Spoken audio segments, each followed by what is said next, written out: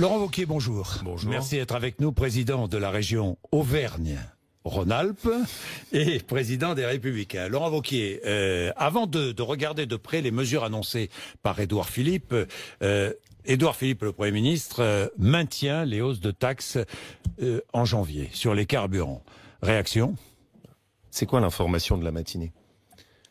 L'information de la matinée, c'est qu'il n'annule pas les hausses de taxes. L'information de la matinée, c'est que le président de la République ne corrige pas son erreur. Et l'information de la matinée, pour moi, c'est donc qu'il n'a pas entendu les Français. Parce que vous pouvez prendre tous les dispositifs du monde. Si vous ne commencez pas par arrêter les hausses massives de taxes qui sont prévues, vous ne pouvez pas répondre. Massive, enfin, nous y reviendrons. Mais juste, je voudrais revenir sur ce qui a été dit ce matin. Oui, alors attendez. Avant de revenir sur ce qu'a dit le Premier ministre. En réaction globale, oui, si vous me permettez. En réaction globale. Dans 4 ans, l'augmentation décidée sur le carburant chaque année, ce sera 15 milliards d'euros. Ce qui a été annoncé ce matin, c'est 500 millions d'euros de subventions. Je résume, parce que c'est toujours bon de temps en temps de prendre un peu de recul. On va nous mettre des petites subventions pour financer des hausses massives de taxes. Il fallait quand même y penser. Mais jusqu'où est-ce qu'on va aller dans l'absurdité? Petite subvention, hausse massive de taxes. Vous voulez répondre? Il y a une seule solution pour répondre. Arrêter les hausses de taxes. Tout le reste, c'est de la micro-rustine qui n'est pas à la hauteur du sujet. Bien, 4 milliards de hausse de taxes, ça va représenter 4 milliards par an, il reste 3 ans, ça fait 12 milliards, 15 milliards. Non. Il y a plus d'1 milliard sur ces taxes qui va aller, vous le savez, à la transition énergétique. Monsieur Bourdin, je voudrais juste, parce que c'est important pour ceux qui nous écoutent. Oui, de dire la réalité. Oui. Ce que les gens croient, c'est que c'est juste cette année.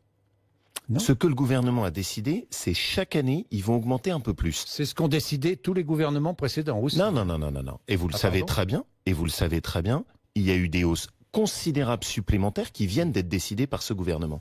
Juste pour que ceux qui nous entendent le comprennent. Vous faites un plein de 50 litres, dans 4 ans, il vous coûtera 15 euros de taxes supplémentaires. Et donc, là où, je le dis cette année, 2 euros. Hein. Oui, mais au bout du dispositif, ça vous coûtera en moyenne, selon l'évolution du prix du baril, mais 15 euros supplémentaires. C'est massif. 15 milliards d'euros qui vont prendre dans la poche des Français. Et le Premier ministre nous annonce ce matin 500 millions d'euros, c'est-à-dire qu'il va rendre même pas 3% de ce qu'on va prendre sur les Français. Alors, Laurent Wauquiez, regardons d'abord, est-ce que vous appelez au blocage des routes et autoroutes samedi? Est-ce que je participerai au mouvement du 17 novembre? Oui. Parce que en Haute-Loire? En Haute-Loire, chez moi, au Puy-en-Velay, où il y a notamment un rassemblement qui est prévu devant la préfecture. Je le fais parce que j'ai pas l'habitude de me dérober. Je le fais parce que je suis contre ces hausses de taxes et que je suis donc au soutien de ceux qui, de façon spontanée, ont mis en place le mouvement. Mais j'appelle à l'esprit de responsabilité pour le 17 novembre. Il faut se faire entendre, il ne faut pas bloquer. Il faut se faire entendre parce que ce gouvernement n'écoute pas. Et je discutais la semaine dernière avec un des organisateurs du mouvement chez moi, qui est un artisan. Il travaille toute la semaine. Et il me disait, mais Laurent, moi, c'est pas de gaieté de cœur que samedi, je vais passer mon samedi à manifester pour nous faire entendre. C'est pas mon habitude. Mais notre sentiment aujourd'hui, c'est que c'est le seul moyen pour qu'on soit écouté. Et donc je serai à leur côté parce que je veux qu'ils soient entendus. Donc vous serez à leur côté, mais vous n'appelez pas au blocage des routes et autoroutes, que les choses soient claires. Non, pourquoi? Et je vais vous dire pourquoi. Parce que je pense que le gouvernement n'attend que ça. Parce que je pense qu'il ne faut pas qu'on prête le flanc à la critique. Je vois très bien depuis quelques jours la façon dont ils cherchent à intimider les gens. À leur dire attention, si vous bloquez, s'il y a des dérives, oulala, le mouvement se radicalise. Je pense qu'il faut qu'on fasse un mouvement puissant, digne, pacifique, et qu'on ne tombe pas dans ce piège de l'escalade. Manifester, ce n'est pas la place d'un responsable politique, dit Marine Le Pen, qui appelle en revanche au blocage des routes et autoroutes, et elle ajoute, Laurent Wauquiez est un suiveur. Monsieur Bourdin, depuis combien de temps est-ce que, contrairement à d'autres responsables politiques, je dis que ce qu'ils ont décidé sur la fiscalité sur l'essence nous amènera dans le mur? Ça fait 1 an. À votre studio, ici même, je vous avais déjà dit il y a 1 an, attention, l'augmentation de la fiscalité sur l'essence sera catastrophique. Quand j'avais fait un débat à l'émission télé face au porte-parole du gouvernement, je l'avais interpellé, il y a maintenant quasiment 8 mois, en lui disant stop. J'ai pas attendu le mouvement. J'ai très clairement dit tout de suite que ce qu'ils étaient en train de décider était irresponsable et que c'était trop. Mais par contre, j'assume, je ne me dérobe pas. Je considère que quand on a ces idées, on les assume et on est au soutien de ceux qui les défendent. Ce mouvement, c'est un mouvement spontané. Il est porté par des Français qui sont des Français de tous les jours, qui est la France qui travaille. Un exemple parmi d'autres, en Haute-Savoie. Chez moi, c'est un entrepreneur qui a 3 camions. Il n'est pas dans des syndicats, il n'est pas dans des partis politiques. C'est pas un extrémiste. Et qui roule peut-être avec un carburant défiscalisé. En partie défiscalisé. Et qui a fait son calcul, vous avez parfaitement raison. L'année prochaine, il va perdre 70 000 €. Et il me dit, c'est juste la mort de mon entreprise. C'est ces gens-là qui seront là samedi. Et moi, ma place, elle est à leur côté.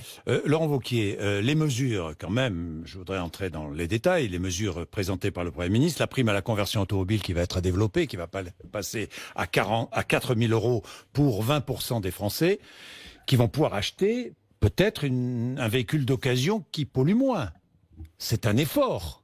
Mais, non, Monsieur Bourdin, oui ou non? D'abord, pardon, mais c'est peut-être mon côté auvergnat. Oui. Quand vous prenez 15 milliards d'euros, non, mais moi, mon ADN, c'est d'abord les luttes contre les hausses de taxes. Je suis dans le pragmatique et dans le concret, là, aujourd'hui. Vous pensez que la hausse de taxes, c'est pas concret? Je veux changer ma voiture. Alors, maintenant, je vais répondre à votre question. Je veux changer ma voiture. Vous l'avez vous-même exprimé. Pour acheter un diesel, pour acheter un autre diesel qui pollue moins et qui consomme moins. On me donne 4 000 €. Vous prenez la prime ou pas? Monsieur Bourdin, on va être très concret. Oui. Vous êtes un salarié. Oui. Mettons, responsable d'une équipe chez Michelin. Votre femme est infirmière libérale. Oui. Vous pensez que c'est pour vous, les 20 points? Non. C'est pas pour vous. Non. Pourquoi? C'est 1,8 SMIC. Pourquoi? Parce que, comme d'habitude, ce dispositif laisse de côté les classes moyennes. Sauf que vous pouvez toucher 2 000, non pas 4 000. Je vais aller jusqu'au bout. Parce que, comme d'habitude, le plan qui a été annoncé par le Premier ministre laisse de côté les classes moyennes. Parce que, comme toujours dans notre pays, on met des seuils et que la France qui travaille, celle qui précisément est fortement pénalisée, en large partie sera oubliée. Après, rentrons dans le dispositif. Les gros rouleurs ne sont pas oubliés, hein. Vous avez vu. Hein. Non, mais les gros rouleurs, ils sont surtout pas oubliés par la modification et élargissement des indemnités kilométriques. En fonction de la voiture que vous utilisez. Oui. Pas vous, pas ça. Quoi, pas vous, pas ça? Mais ne tombez pas dans ce piège évident du gouvernement. Défiscalisation, je vous donne les mesures. Comme ça, après, chacun jugera. Défiscalisation des chèques carburant et des aides au covoiturage mises en place par les régions. C'est une bonne mesure ou pas? Monsieur Bourdin, et je vais vous répondre. Oui. Toutes ces petites mesurettes, est-ce qu'elles compensent l'explosion de la facture sur l'essence et le diesel? Non. Et j'ai bien dit l'essence et le diesel. Parce qu'ils augmentent et la fiscalité sur l'essence et la fiscalité sur le diesel. Et donc, pour nous amuser, on met quelques mesures sur la table, pour faire en sorte d'ailleurs qu'on en parle à longueur de temps. Mais non, et à l'arrivée, qu'est-ce qu'on fait? On oublie l'essentiel. Dans 4 ans, en 2022, pour quelqu'un qui roule à peu près avec un plein par semaine, il va se prendre 800 € de perte de pouvoir d'achat. Et donc, ces mesures ne le compenseront jamais. Vous m'entendez? Jamais. Sauf qu'il aura peut-être changé de véhicule d'ici là et qu'il consommera moins et que ça lui coûtera moins cher. Mais ça, c'est dans 4 ans. Mais moi, c'est dans l'immédiat. Là, les taxes, elles arrivent au 1er janvier. Alors moi, je demande la défiscalisation des chèques carburant. C'est une bonne mesure ou pas? Moi, ce que je demande, c'est l'arrêt des hausses de taxes. Ça peut peut-être vous embêter, non, mais j'ai un peu de constance. Non, moi, ce qui m'embête, moi, c'est la transition énergétique, parce que ça, on va en parler. Ce qui m'embête, c'est les mesures que vous proposez pour la transition énergétique. Parce qu'il y a encore une dernière mesure, je voudrais quand même que vous réagissiez, pour ceux qui se chauffent au fioul. Il est prévu, c'est ce qu'annonce le Premier ministre, alors nous verrons si c'est fait ou pas, moi je ne veux pas non plus défendre les mesures gouvernementales, mais l'objectif c'est de faire en sorte que d'ici une dizaine d'années, il n'y ait plus de cuves au fioul, et que les Français ne se chauffent plus au fioul. Et pour cela, on va les aider. Puis il y a aussi cette augmentation du chèque énergie qui va passer de 150 à 200 €. Mais c'est bien d'aider les Français à abandonner le fioul? Mais l'écologie qui permet d'aider, c'est évidemment celle que je soutiens. Oui. Mais enfin, c'est pas ça qu'ils nous proposent. Là, ce qu'on nous propose, c'est une écologie qui passe d'abord massivement par des augmentations de taxes et qui est d'abord une écologie punitive. Moi, mon ADN, c'est on arrête les hausses de taxes parce que les Français ne s'en sortent plus. Et donc, le préalable à toutes les autres aides sur lesquelles vous me questionnez, c'est d'abord arrêter les hausses de taxes. Tout ça, toutes ces aides permettant d'accompagner la transition écologique, bien, non ? Elles sont toutes bonnes. Mais Monsieur Bourdin a une condition que je ne vais pas faire semblant d'oublier sur votre plateau, c'est qu'il faut d'abord arrêter les hausses de taxes. Parce que sinon, tout ça n'est qu'un théâtre dans lequel on feint de donner un tout petit peu d'une main ce qu'on prend massivement de l'autre. Et donc, est-ce que je suis pour les aides écologiques ? Oui, mais à une condition évidente, qui est la condition de bon sens que tous les Français ont en tête, arrêter d'abord les hausses de taxes. Bon, alors la taxe sur les carburants, puis on va passer justement à vos propositions en matière d'écologie, parce que vous avez un peu abandonné, si j'ai bien compris, le chèque carburant qui coûtait 15 milliards d'euros. Si, vous l'avez abandonné. Vous l'avez abandonné ou pas ? Je vais vous répondre. Que Bruno Retailleau, par exemple, est formellement contre. Est-ce que vous l'avez abandonné ou pas ? Alors, d'abord, notre premier combat, vous l'avez compris, c'est de revenir sur ces hausses. Maintenant, une fois qu'on a ça, on a toute une série de mesures sur lesquelles on travaille. La première, c'est celle qui est portée notamment par nos sénateurs et qui consiste à réfléchir, ce qui est une idée importante, quand le prix du baril augmente, l'État en fait se remplit les caisses, avec notamment l'augmentation de la TVA. Comment est-ce qu'on peut faire en sorte que quand il y a l'augmentation du prix du baril, ça ne soit pas au bénéfice des caisses de l'État et qu'on neutralise l'augmentation? C'est la première proposition sur laquelle on travaille. La deuxième, c'est une idée qui existe en Allemagne et qui marche en Allemagne. Et en Allemagne, c'est pas réservé aux 20% les plus pauvres, c'est tous ceux qui travaillent, parce qu'ils ont compris qu'on laissait pas de côté les classes moyennes. C'est la possibilité pour ceux qui travaillent d'avoir un chèque carburant qui permet du coup d'avoir une aide défiscalisée totalement et qui vous aide sur vos frais de transport quand vous allez travailler avec votre voiture. De ce point de vue, nous, ce que je pense, c'est qu'il faut le faire sur le modèle des chèques restaurants, c'est-à-dire totalement défiscalisé. Il ne faut pas que ce soit l'entreprise qui paye. C'est-à-dire, ce que je ne veux pas, c'est qu'à l'arrivée, l'entreprise paye de façon supplémentaire des impôts dessus. Le principe, qui est celui allemand, c'est pas de fiscalité pour l'entreprise, pas de fiscalité pour le salarié. Mais encore une fois... 15 milliards d'euros. Non, pas du tout. Le modèle sur lequel nous on travaille, c'est pas ça. Le modèle sur lequel nous on travaille, c'est un modèle de chèque restaurant, qui en gros, sur les évaluations qu'on a faites, peut aller jusqu'à 2 milliards d'euros. Mais encore une fois, attendez, bien qu'on comprenne mon raisonnement. Allez-y. La première chose que je veux que les gens comprennent, c'est la famille des Républicains, maintenant, c'est très clair. Nous, on est capable de faire des économies sur la dépense publique, mais c'est zéro augmentation de taxes ou d'impôts. Plus jamais, tant que je m'occuperai de ma famille, je ne veux de propositions qui reposent sur des augmentations de taxes. Est-ce que quand je vous dis ça, je suis crédible? Vous l'avez dit au début, je suis président de la région Auvergne-Rhône-Alpes. Ma région est la seule région fusionnée à avoir fait des économies. J'ai baissé chez moi de 15% les dépenses de fonctionnement. De 15%. Et chez moi, je n'ai augmenté aucune taxe. On a même mis la carte grise sur les véhicules propres à 0.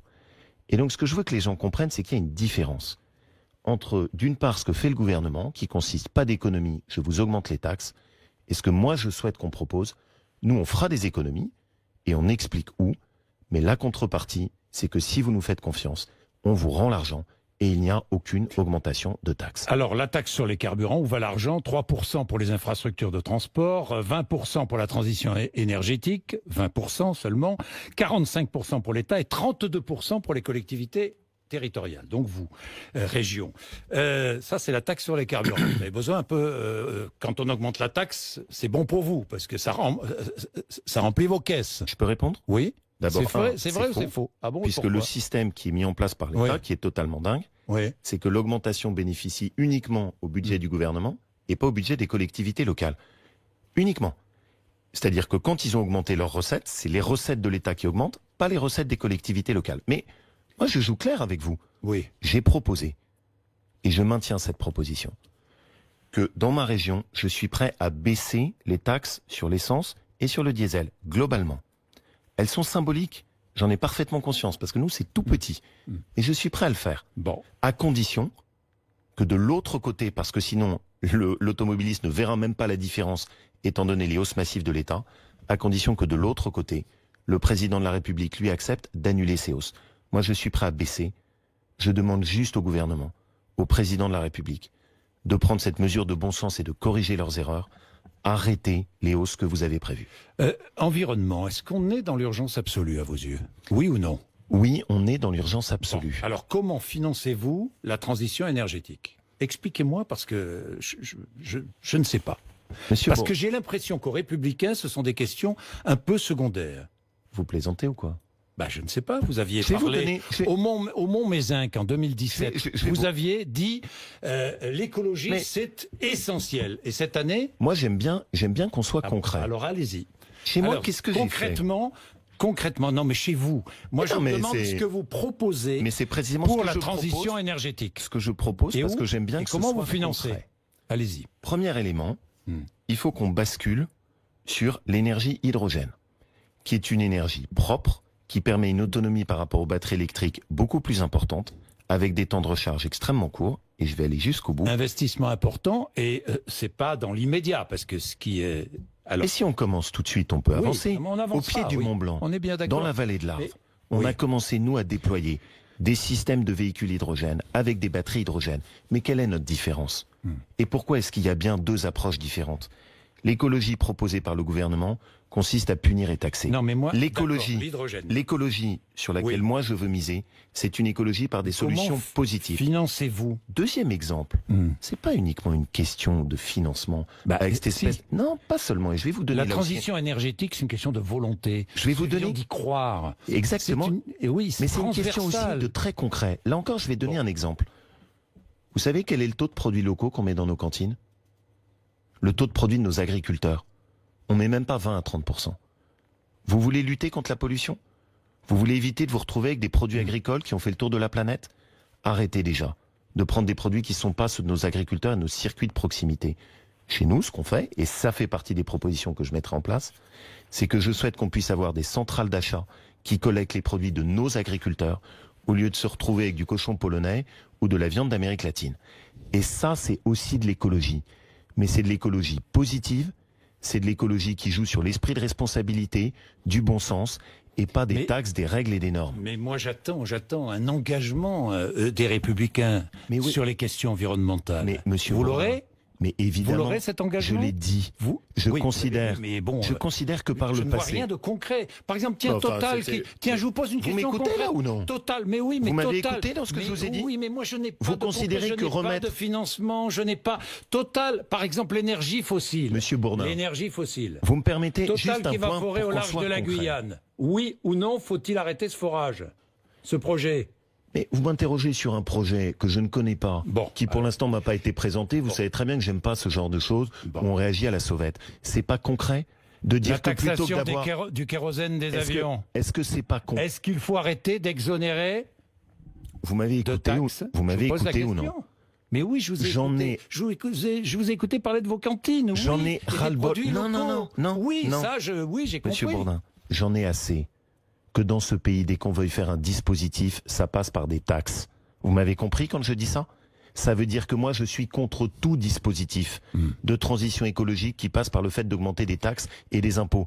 Je suis pour qu'on le fasse en positif. Je suis pour qu'on aide les Français à mieux isoler leur maison. Je suis pour qu'on les aide à changer leur voiture.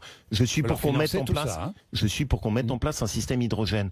Je suis pour qu'on mette en place les produits de nos agriculteurs dans les cantines. Je ne suis pas pour une taxe sur les autoroutes. On augmente très largement le budget du ministère de l'Environnement. Et c'est pour ça que je me suis astreint à ce qu'on puisse expliquer d'ores et déjà où on fera des économies. Et que notre famille politique a présenté un plan d'économie de 20 milliards d'euros. Pourquoi ça marche pas, ce que fait le gouvernement? Parce qu'ils ne font pas d'économies. Et pourquoi ce plan, en réalité, en quoi il consiste? Il consiste à habiller, avec des oripeaux écologiques, la réalité qui est juste remplir les caisses de l'État. Voilà. J'ai une dernière question sur Donald Trump. Oui. Est-ce que vous trouvez injustes les propos tenus? Les attaques de Donald Trump? Les tweets de Donald Trump.